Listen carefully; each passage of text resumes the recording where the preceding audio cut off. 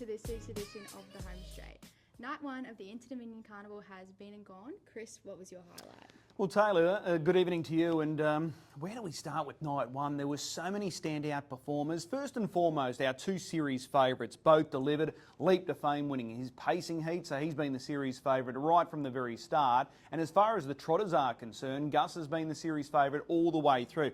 They were both spectacular in their own way there last Saturday night. So they were standout performers. Captain's Mistress, though, when you break down what she achieved winning the Group 1 Rising Sun, that was simply stunning. And we sort of knew if she won that race, that Connections would take on that challenge of going to the Inter-Dominion. So she's got to back up again this Saturday night and then go again the following week. But she just brings so much X factor now to the Inter-Dominion Pacing Grand Final. Can she beat Leap to Fame and others? Well, time is going to tell. But to obliterate the track record in the manner in which she did, it was breathtaking. There's no two ways about it. And Jillaby Dreamlover, with his victory in the Great Square, they've now accepted the challenge as well of taking on the Inter-Dominion Trotting Grand Final. So we get to see Jillaby Dreamlover again on Friday night before going on to the Grand Final the following week. So I think night one couldn't have played out any better. All the big names stood up, but the series favourites for both the Pacers and the Trotters were really, really good.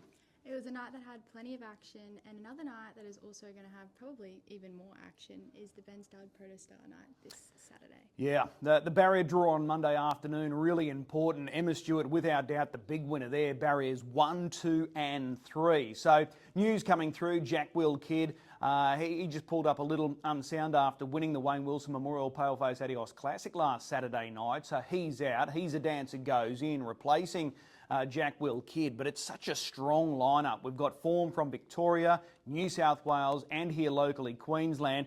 It's hard to get a line on them, but one thing's for certain, like I said, Emma Stewart, the big winner. She's going for back-to-back victories in the Protostar. Lacasso able to run down the filly Arc C last year. She's going to be very hard to beat again this year. But will it be the filly or will it be the colt? Well, we're going to wait and see. Captain's Mistress, as you said, she was electric on Saturday night, and she looks to go to the Inter-Dominion. Yeah, and she's going to be awfully hard to beat, like I said. But this Saturday night, she goes around in the Kevin Thomas. There's only 5 runners. My little query there, with such a small field, what would have happened if everyone just sort of ran scared of Captain's Mistress? So what would have happened then? I'm sure they would have had a contingency plan, but it's food for thought. So really interesting there. Very light on numbers, but it's quality. There's no doubt about it. She is going to be a very short prize favourite, deservedly so, off that victory last week. But it's just interesting if a few others just pulled out and they were saying, we've had enough of Captain's Mistress, we don't want to go up against her. Do they run a 2-horse race, a 3-horse race? It would have been very interesting to see what the next move would have been. Definitely. And as you touched on before, Jack Will Kidd, some unfortunate news after his victory in the Paleface Adios. Yeah, hopefully he'll be back at the track really soon because he's still got a lot of good racing left in him as a 2-year-old. So he's eligible for New South Wales Breeders' Challenge, being a Huntsville, Vic bred as well. So here's hoping the new Connections have him back on the track really soon and he can aim up for some of those big Group 1 features coming up at the back end of the year. Not only do we have a big card on Saturday night, we also have a big card on Friday night with some nice horses stepping out, Chris. Yeah, absolutely. This is D-Day in many ways for a lot of those fringe horses trying to cement their spot in next week's Group 1 features, the Oaks and the Derby. We had the Southeast Oaks and Derby last Saturday night. But this is it. This is your last opportunity to really cement yourself in that Group 1 feature the following week. So as you said, they're really competitive races. We've got horses bringing different form lines from here, there and everywhere. Looking forward to that. So they're going to be really competitive races. Enola, who won earlier today, she's going to back up and contest that Oaks qualifier. So it'll be interesting to see how she goes. She was the emergency for last week's Southeast Oaks.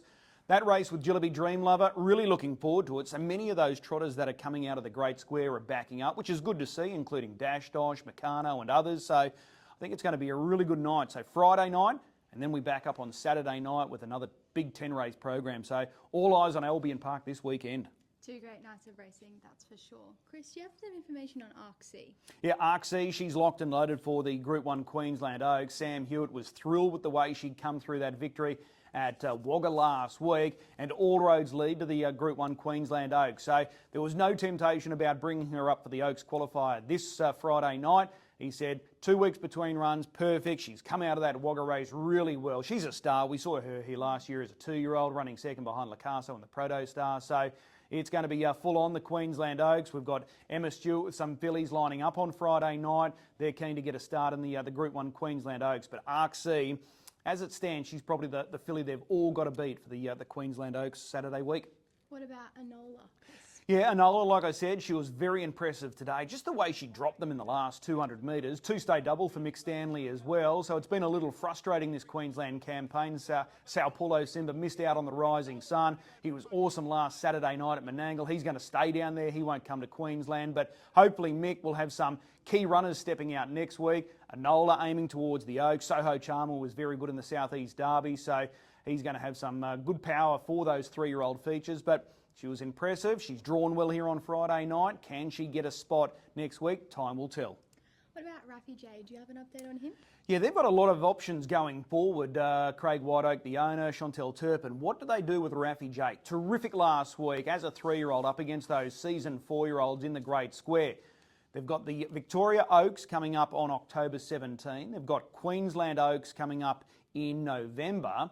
But here's one, and this has been thought of already. Do they take Raffy J back to New Zealand with Gus, who's going to head back there for Cup Week, and maybe line up for those trotting features over there? That's another one that's on the table. Nothing has been confirmed as yet. These are just purely thoughts following last week. Really good against those really seasoned open trotters. So it's going to be interesting. I think they've got one here. She might be a real talent, Raffy J. She's been excellent so far. What about a new breeding group that might be launching, Chris? Yeah, a bit of a whisper around here trackside last Saturday night. Some really powerful people here in harness racing in Australia, and people that have had a really good success here at Albion Park as well. They might be joining forces and putting together a really strong team. So just watch this space. There might be news coming through in the next couple of weeks, probably next month or so, but there's 4 people involved, and they're going to bring a lot of power to this new little conglomerate, if you want to call it that. So we'll just watch this space, but they're going to have some stallions, some Australian stallions, some American stallions. Just watch this space. But we're talking big names and names that have had a really good success here at Albion Park. Stay tuned. What about the golf day, Chris? It's coming up next week. Yep, next Monday, so make sure you get your teams organised. It's fast approaching, so contact the club, either contact you or someone here at the club, get your team sorted and get down to Meadowbrook Golf Club next Monday morning. So that's going to tee off just after 9 o'clock from memory, I think it is. Yes. You can also get your tickets on the Creek website, thecreek.com.au/Interdominion. We also have another carnival event in the Legends Lunch. Yep, and this is coming up Friday week, so the day before the Interdominion Grand Final. Greg O'Connor, who's our MC here at the club, he's put together a really strong lineup. So make sure you support this, because this is going to be a fun afternoon. We'll be hearing from the likes of Natalie Rasmussen, Vic Frost, Tim Butt. Guys that have been there, done that as far as the Interdominion is concerned. They're going to be telling a few tales. Greg will be able to get the best out of them. So really looking forward to this. It's just a fun, relaxing afternoon. And then straight after the Legends Lunch, we've got the Calcutta as well. So if you want to have a bit of a throw at the stumps for the Calcutta, that will immediately follow after the Legends Lunch. And again, we can contact you or anyone here at the club to get the tickets. And also on the website. That's it this week. Yep, looking forward to it. Friday night. Don't forget, it's Friday night, Saturday night. Yep. Feature racing both nights. So we'll see you in the bistro. Join us.